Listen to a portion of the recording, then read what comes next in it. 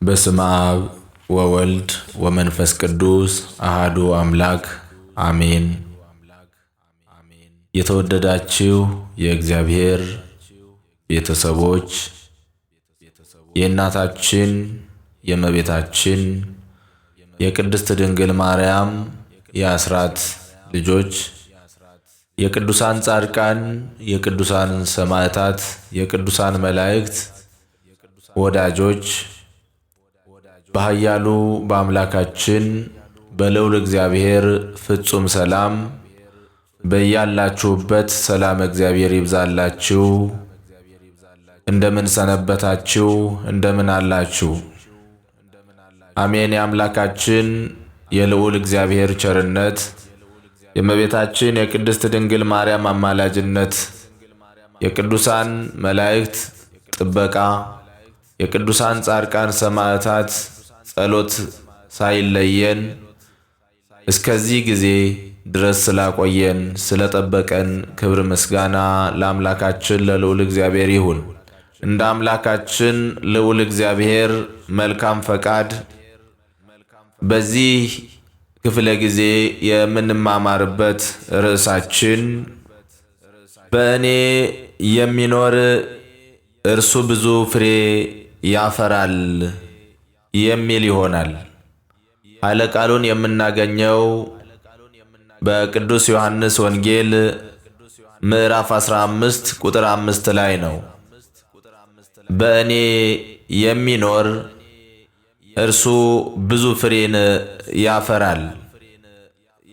ይህንን ኃይለ ቃል የተናገረው ክብርና ምስጋና ውዳሴና አምልኮት ለስም አጠራሩ ይሁንና ጌታችን አምላካችን መድኃኒታችን ኢየሱስ ክርስቶስ ነው።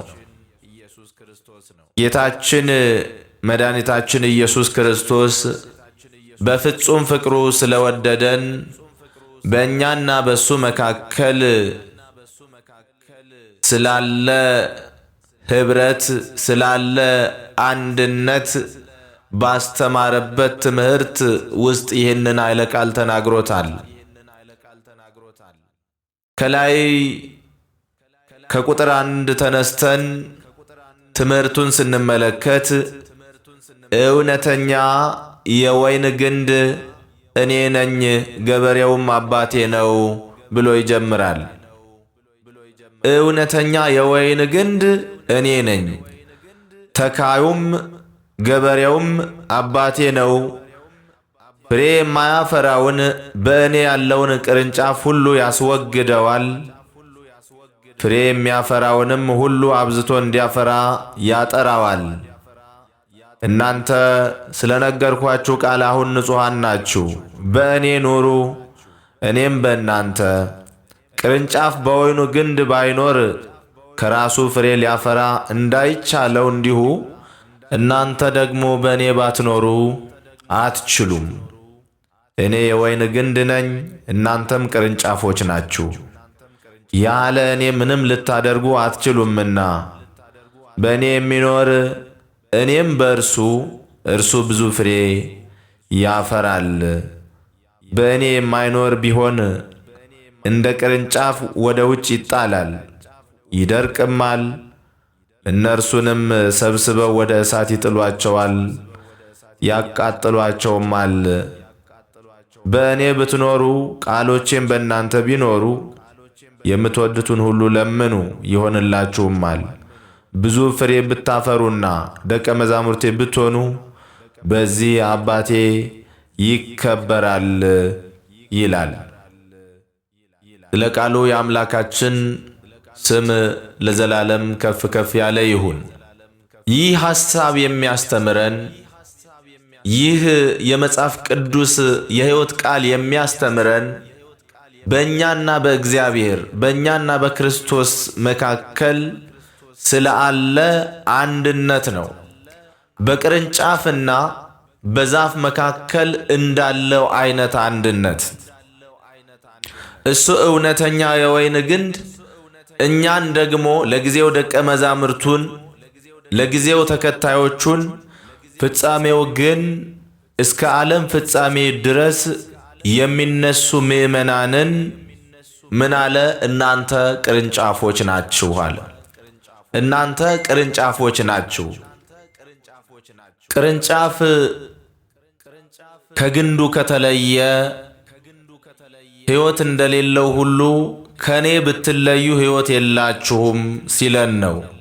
ቅርንጫፍ ከግንዱ ከተለየ ፍሬ እንደማያፈራ ሁሉ ከኔ ብትለዩ በጎውን የሃይማኖት ፍሬ፣ በጎውን የሕይወት ፍሬ፣ በጎውን የመዳን ፍሬ ልታፈሩ አትችሉም ሲለን ነው።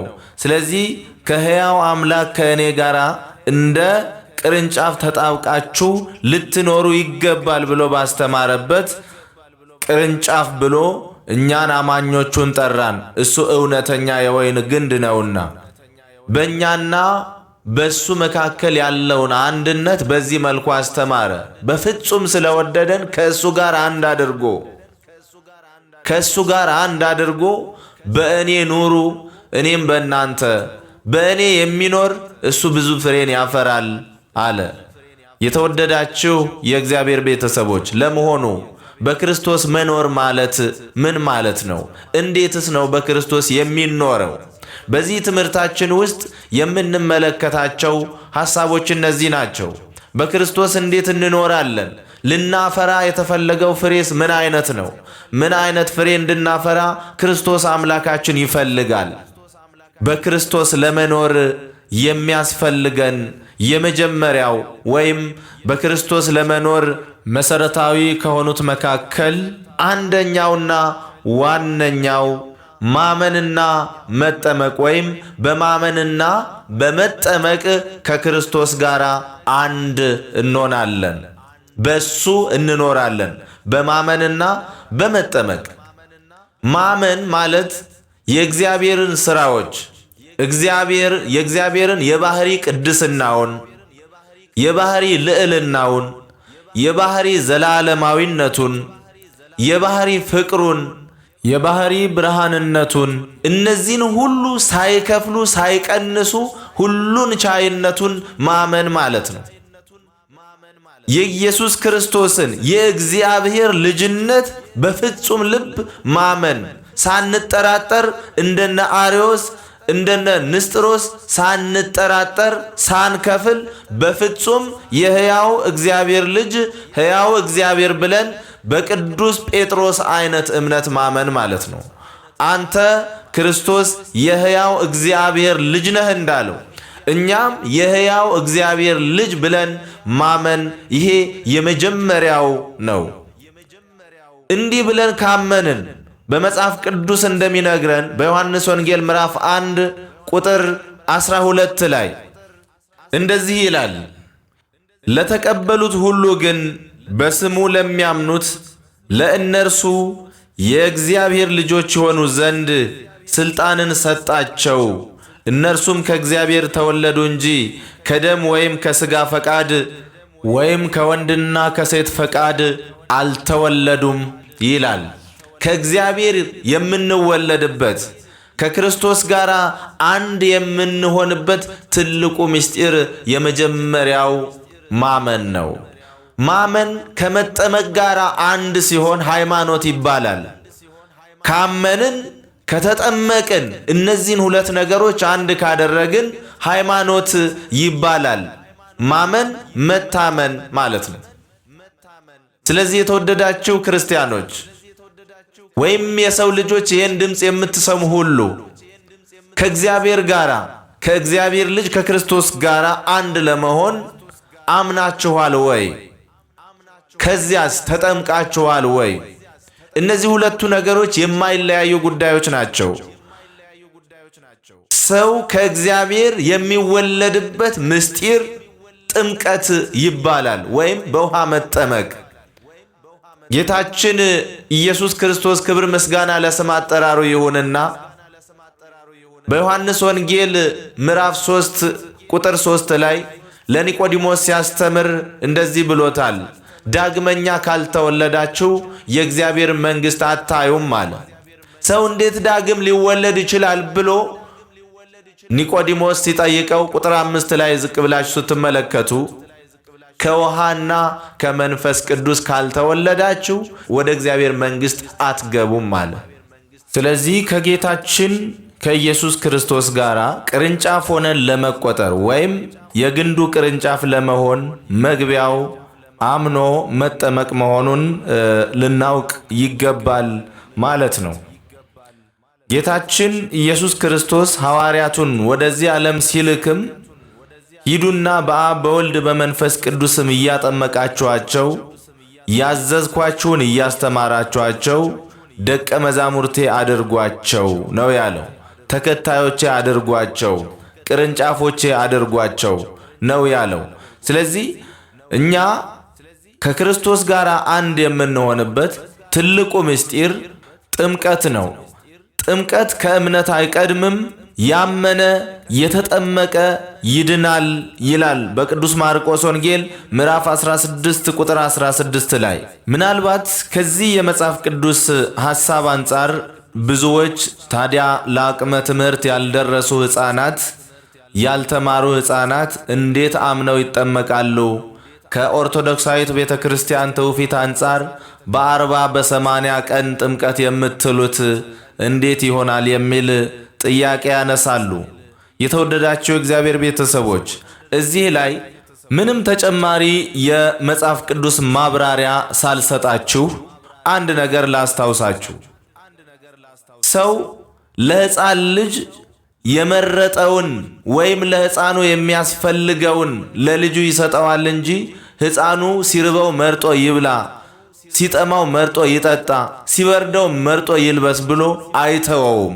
እንደዚሁ በወላጆቻቸው እምነት ወላጆቻቸው በመረጡላቸው አምላክ በእግዚአብሔር አምነው ወይም ወላጆቻቸው ባመኑላቸው በመረጡላቸው በእግዚአብሔር ታምነው ሕፃናቱ ይጠመቃሉ። ከዚህ አምላክ ከእግዚአብሔር የተሻለ ሌላ አምላክ ስለሌለ ሌላ አምላክ ቢኖር ኖሮ አድገው ይምረጡ፣ የሚሻላቸውን አምላክ ይምረጡ እንል ነበረ።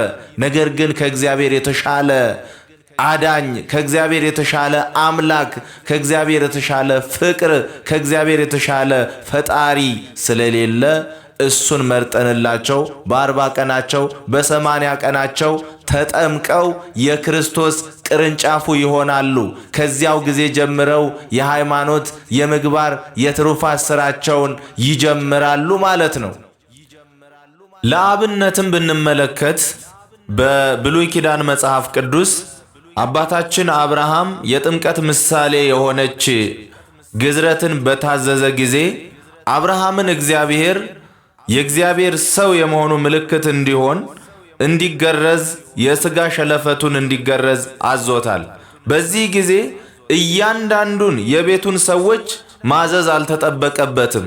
አብርሃም በተቀበለው ትእዛዝ መሠረት በቤቱ የተወለዱትና በብር ከእንግዳዎች የተገዙት የቤቱ ሰዎች ሁሉ ከእርሱ ጋር ተገረዙ ብሎ መጽሐፍ ቅዱስ ይነግረናል። ኦሪት ዘፍጥረት ምዕራፍ 17 ቁጥር 27 ላይ መመልከት እንችላለን። በአዲስ ኪዳንም ታሪክ ብንመለከት ሐዋርያው ቅዱስ ጳውሎስና ሲላስ በእስር ቤት ሳሉ ሲጠብቃቸው የነበረ የእስር ቤቱ ጠባቂ በወይን ቤቱ በቅዱስ ጳውሎስና ሲላስ ዝማሬ ምክንያት የወይን ቤቱ ደጆች ተከፍተው የእስረኞች ሰንሰለት ተፈተው በዚህ ምክንያት የወህኒ ጠባቂው ቤቶች በመከፈታቸው እስረኞች ያመለጡ መስሎት ራሱን ሊያጠፋ ሲሞክር ራስን ከማጥፋት መልሶ ቅዱስ ጳውሎስ ሁላችንም በቦታችን አለን፣ በራስ ላይ ምንም ችግር አታድርስ ብሎ ከፈተና ከመከራ ጠብቆት በዚህ ምክንያት እነዚህ ሰዎች የእግዚአብሔር ሰዎች ናቸው ብሎ ቃላቸውን ለመስማት ፈቃደኛ ሆኖ ስለ ጌታችን መድኃኒታችን ኢየሱስ ክርስቶስ ተምሮ እሱና ቤተሰቦቹ ሁሉ እንደተጠመቁ ይነግረናል። በዚህ ሰው እምነት፣ በዚህ ሰው ዕውቀትና እምነት ቤተሰቦቹ ሊጠመቁ ችለዋል። በቤቱ ውስጥ ያሉ ሁሉ ከሱ ጋር ደስታ አድርገዋል። ጥምቀትን ክርስትናን ተቀብለዋል። የሐዋርያት ሥራ ምዕራፍ 16 ቁጥር 34 ላይ እንደዚህ ይላል፣ በሌሊትም በዛች ሰዓት ወስዶ ቁስላቸውን አጠበላቸው። ያን ጊዜውንም እርሱ ከቤተሰቦቹ ሁሉ ጋር ተጠመቀ። ወደ ቤቱም አውጥቶ ማዕድ አቀረበላቸው። በእግዚአብሔርም ስላመነ ከቤተሰቦቹ ሁሉ ጋር ሐሴት አደረገ ይለናል። ስለዚህ የተወደዳችሁ ክርስቲያኖች በእኛ መልካም እምነት፣ በእኛ በጎ እምነት ልጆቻችን እንዲያምኑ ሲያድጉ እምነታችንን ሃይማኖታችንን ልናስተምራቸው በልጅነታቸው የክርስቶስ አባላት እንዲሆኑ የክርስቶስ አካላት እንዲሆኑ በእኛ እምነት አምነው ይጠመቃሉ ማለት ነው። ይህንን ልንገነዘብ ልንረዳ ያስፈልጋል። ሁለተኛ የክርስቶስ አካሎቹ ወይም አባሎቹ ወይም ቅርንጫፎቹ ለመሆን የሚያስፈልገን በንስሐ መመላለስ ነው።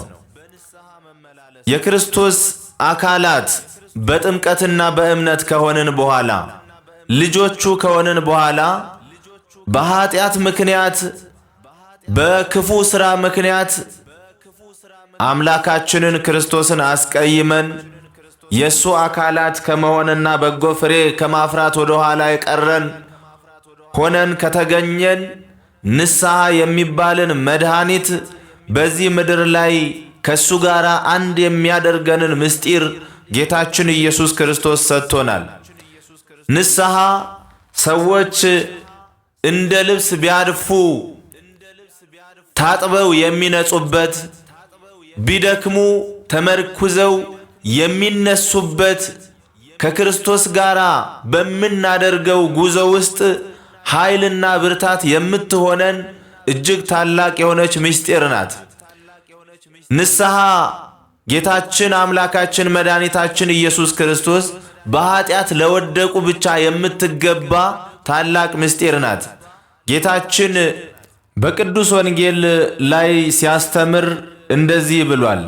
ሕመምተኞች እንጂ ጤነኞች ባለመድኃኒት አያስፈልጋቸውም፣ ጻድቃንን ሳይሆን ኃጥአንን ለንስሐ ልጠራቸው መጥቻለሁና ይላል። የማርቆስ ወንጌል ምዕራፍ 2 ቁጥር 17 ላይ እንደዚሁም በማቴዎስ ወንጌል ምዕራፍ 9 ቁጥር 13 ላይ የምናገኘው ኃይለ ቃል ነው። ቅዱስ ዮሐንስ መጥምቀ መለኮትም በማቴዎስ ወንጌል ምዕራፍ 3 ቁጥር 2 ላይ ከክርስቶስ ጋር አንድ አካላት እንድንሆን ክርስትናን ለመቀበል ሕዝቡ በዚያ ዘመን የነበረው እንዲዘጋጅ መንግሥተ ሰማያት ቀርባለችና ንስሐ ግቡ የሚል ነበር የመጀመሪያ ትምህርቱ። ኃጢአተኞች የሆኑ ሰዎች ንስሐ ገብተው ልቡናቸው የከፋባቸው ሰዎች ልቡናቸውን አዘጋጅተው የክርስቶስ አካሎቹ እንዲሆኑ ንስሐ አስፈላጊ መድኃኒት ነው። በንስሐ መመላለስ እጅግ በጣም አስፈላጊ ነው። ኃጢአት ሰርተናል፣ በድለናል፣ እኛ እንግዲህ ለእግዚአብሔር አንገባም ብለን እንዳንርቅ፣ ተስፋ እንዳንቆርጥ፣ ከሱ ጋር ተመልሰን አንድ እንድንሆን አንድ ዛፍ ፍሬ አላፈራ እንደሆነ አስፈላጊው ነገር ሁሉ እንደሚሰጠውና ወይም አስፈላጊው ነገር ሲሰጠው ውሃ ሲጨመርለት ማዳበሪያ ሲደረግለት ፍሬ ማፍራት እንደሚቻለው ሁሉ የሰው ልጅም ከእግዚአብሔር ጋር በሚያደርገው ጉዞ ውስጥ ውሃ እንደምትጠጣ ዛፍ ማዳበሪያ እንደሚደረግላት ዛፍ የእግዚአብሔርን ቃል እየተማረ የእግዚአብሔር ምሕረቱንና ቸርነቱን እያሰበ በንስሐ በጸጸት ወደ እግዚአብሔር መመለስና ኃጢአቱን ደግሞ አለመስራት ይገባዋል ማለት ነው። ወገኖቼ ኃጢአት እንደሰራን እግዚአብሔርን እንደበደልን ተሰምቶን ይሆናል። በዚህ ጊዜ እኔ የማልጠቅም ባሪያ ነኝ፣ ክፉ ነኝ ብለን በኃጢአት ላይ ኃጢአት እየሰራን ጨርሰውኑ ከእግዚአብሔር ቤት ልንርቅ አይገባም። ጌታችን እንዳስተማረን ሕመምተኞች ባለመድኃኒት ያስፈልጋቸዋል። ሕመምተኞች እንደሆን ከተሰማን፣ በደለኞች እንደሆን ከተሰማን ወደ ባለመድኃኒቱ ወደ ክርስቶስ ልንመጣ ይገባል።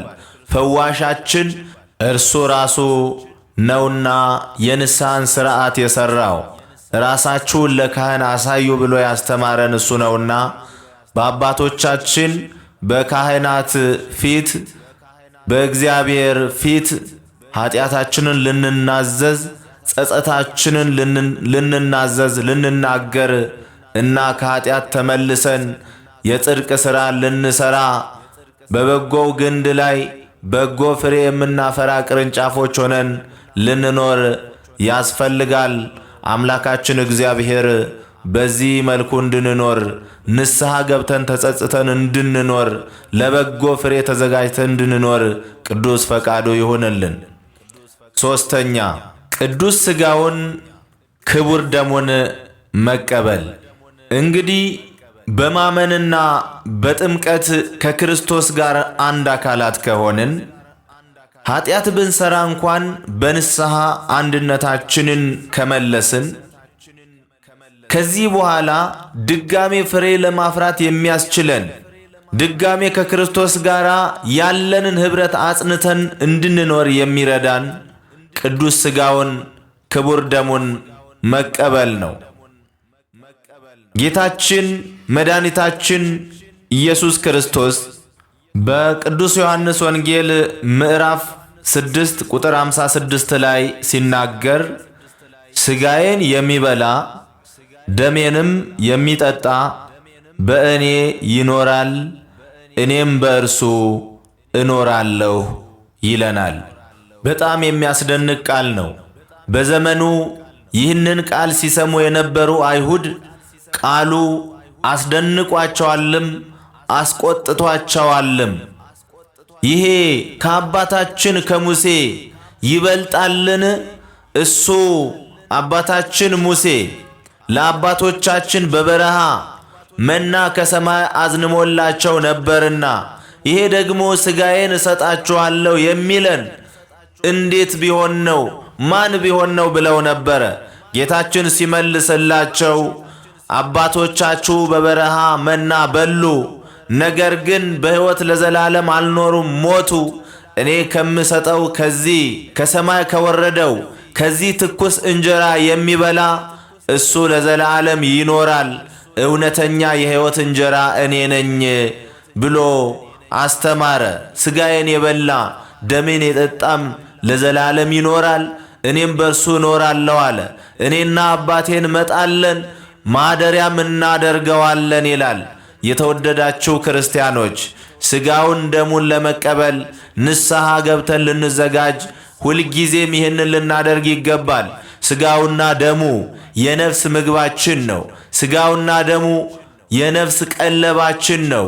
ለዘለዓለም ለመኖር ለዘለዓለም ማለት በዚህ በምታልፍ ምድር ላይ ሳይሆን በሰማያዊው ቤታችን ከጌታችን ጋር ለዘላለም ለመኖር በጎንም ፍሬ ለማፍራት በዚህ ምድር ዝግጁዎች ሆነን ብርታት አግኝተን ለመኖር ቅዱስ ሥጋውን ክቡር ደሙን መቀበል ግድ ይለናል ማለት ነው። ለመዳን አስፈላጊ ከሆኑ ዋነኞች ነገሮች ከክርስቶስ ጋር ኅብረት ፈጥረን ለመኖር አስፈላጊ ከሆኑ ዋነኞች ነገሮች ቅዱስ ሥጋውን ክቡር ደሙን መቀበል ትልቁ ምስጢር ነው። አራተኛ በጎ ፍሬ ለማፍራት የቀደሙትን ቅዱሳን አብነት ማድረግ። ይሄ በክርስትና ሕይወታችን እጅግ በጣም አስፈላጊ ነገር ነው።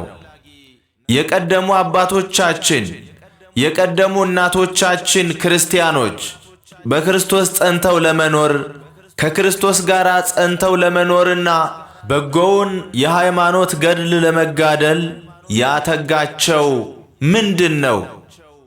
እንዴት ክርስቶስን ቢወዱት ነው እስከ ሞት ድረስ የተጉት የጨከኑት? እነ ቅድስት አርሴማ ሰይፉን ስለቱን ያልፈሩበት ምክንያት ምንድን ነው? ሞትን ያልፈሩት እነ ቅድስት ኢየሉጣ፣ ሕፃኑ ቅዱስ ቂርቆስ፣ እነ ቅዱስ ጊዮርጊስ ሰማዕታቱ፣ እነ ቅድስት ክርስቶስ ሰምራ ሞትን እስከማይፈሩ ድረስ ያስጨከናቸው ምንድን ነው?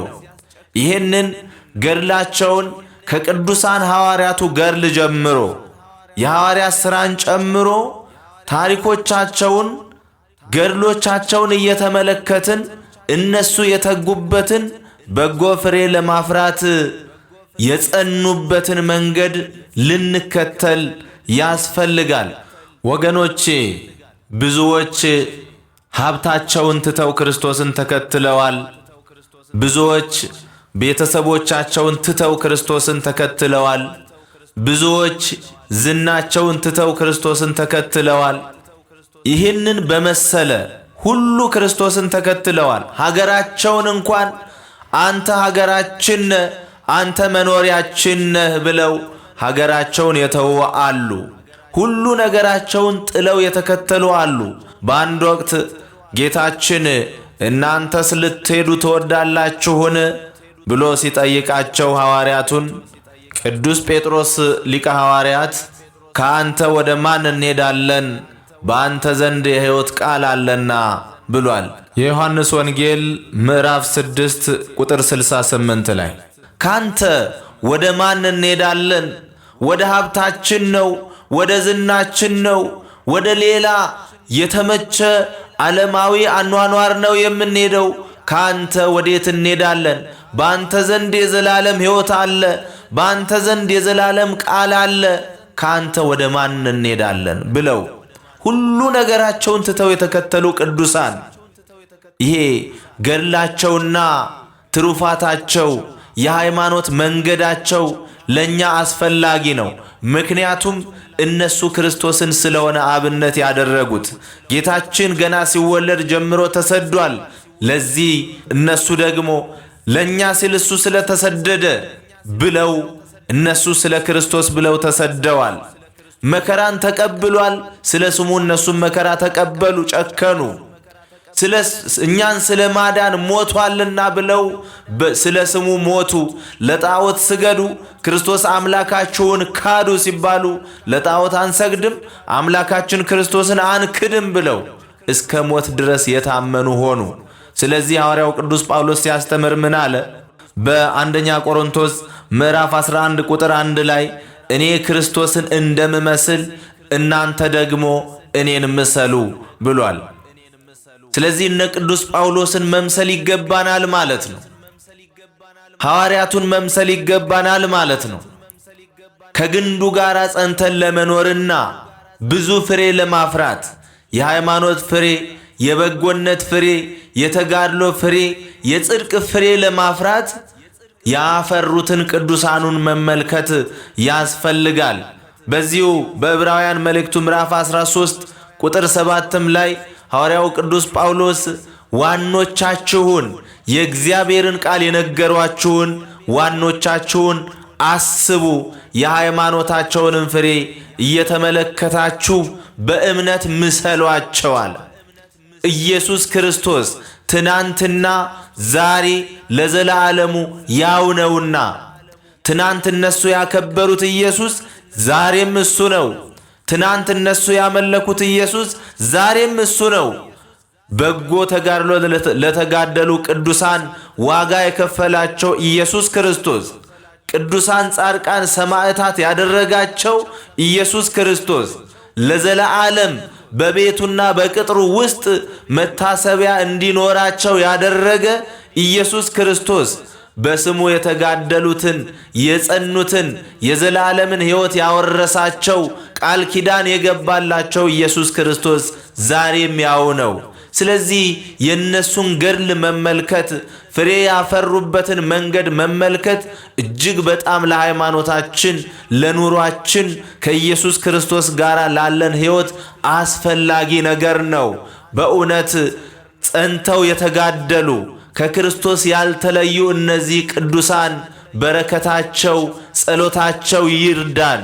ቅድስት እመቤታችን ድንግል ማርያም ልጇን አዝላ ወደ ግብፅ የተሰደደች፣ ቅዱስ አባታችን አረጋዊው ዮሴፍ ሕፃንና እናቱን ይዘ ሽሽ የተባለ ሕፃንን ከእናቱ ጋር ይዞ የሸሸ፣ ሽሽትን የመረጠ እነሱን ከመተው ይልቅ ሽሽትን የመረጠ ሀገሩን የተወ፣ በእውነት የነዚህ በረከታቸውና ጸሎታቸው ይርዳን። አምላካችን ኢየሱስ ክርስቶስ ፍሬ እንዳላፈሩ ቅርንጫፎች ሆነን ከግንዱ ላይ ተቆርጠን ወደ እሳት እንዳንጣል ፍሬ አፍርተው አብዝተውም እንዲያፈሩ አብ ያደረጋቸው። ጌታችን ሲናገር ፍሬ የሚያፈሩትን በእኔ ያሉትን ቅርንጫፎች አብዝተው እንዲያፈሩ አባቴ ያደርጋቸዋል እንዳለ አብዝተው እንዳፈሩ ቅዱሳን እንድንሆን አምላካችን ቸርነቱ እመቤታችን ቅድስት ድንግል ማርያም አማላጅነቷ የነዚህ ሁሉ በተጋድሎ ያከበሩት ቅዱሳን ጸሎትና አማላጅነት አይለየን። ወስብሐት ለእግዚአብሔር። ይቆየን። በእኔ የሚኖር እርሱ ብዙ ፍሬ ያፈራል።